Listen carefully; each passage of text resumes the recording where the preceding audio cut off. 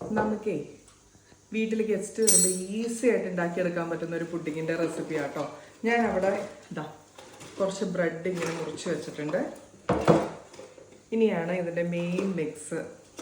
ഇതിൽ ഞാൻ യൂസ് ചെയ്തിരിക്കുന്നത് 1 cup evaporated milk, 1 cup double cream, 1 cup condensed milk.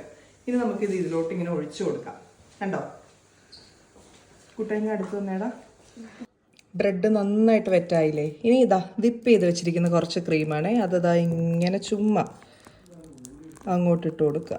ഇനി ഇതിങ്ങനെ പതുക്കൊന്ന് ജസ്റ്റ് നമ്മൾ കേക്കിനൊക്കെ ചെയ്യുന്ന പോലത്തെ ഫിനിഷിംഗ് ഒന്നും വേണ്ട കേട്ടോ ഇതിന്. ഇതിങ്ങനെ ജസ്റ്റ് ഒന്ന് നന്നായിട്ട് ഇത് ചെയ്ത് കൊടുക്കുക.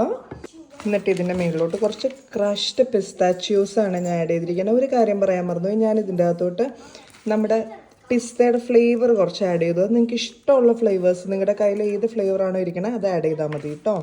ഇനി നമ്മൾ അടുത്ത ലെയർ ഇട്ട് കൊടുക്കുക കേട്ടോ ബ്രെഡ്.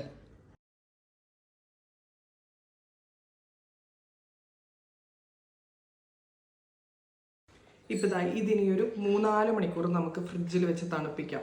പിന്നെ നമുക്കിത് ചെയ്തു വന്നപ്പം ഇത്രയും ബാക്കി വന്നിട്ടുണ്ട് കേട്ടോ. ഇത് നമുക്കിനി ആവശ്യമുണ്ട്.